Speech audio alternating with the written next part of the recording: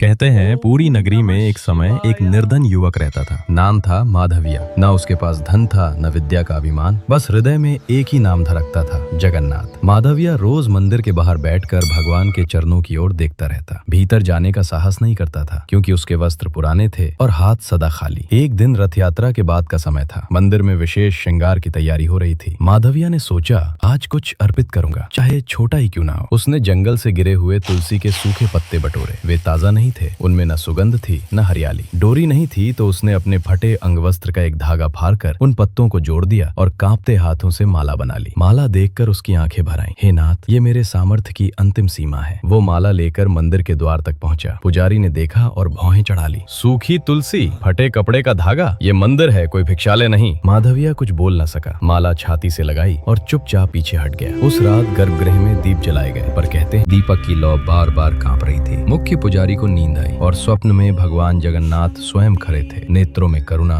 वाणी में कठोरता। आज तुमने मेरे द्वार से एक सच्चे हृदय को लौटा दिया। जिस माला को तुमने अपवित्र कहा वो मेरे लिए गंगा जल से भी शुद्ध थी। जिस धागे को तुमने तुच्छ समझा वो आंसुओं से बुना गया था। जब तक उस बालक की माला मेरे गले में नहीं आएगी, मैं किसी भोग, किसी मंत्र, किसी आरती को स्वीकार नहीं करूंगा। सुबह होते ही मंदिर में हड़कंप मच गया। पुजारी स्वयं माधविया की झोंपड़ी पहुंचे। वो जमीन पर बैठा सूखी तुलसी की माला को बार बार सीने से लगाकर रो रहा था। पुजारी ने चरणों में गिरकर कहा, हमें क्षमा कर दो, हमने भक्ति को नियमों में तौल दिया। जब वही माला भगवान जगन्नाथ के गले में चढ़ाई गई तो कहते हैं मंदिर में बिना किसी फूल के अद्भुत सुगंध फैल गई और भक्तों ने देखा जगन्नाथ की आंखों के पास लकड़ी पर उभरी एक नई चमक थी। मानो भगवान स्वयं कह रहे हों, मैं पहले प्रेम देखता हूँ, फिर परंपरा।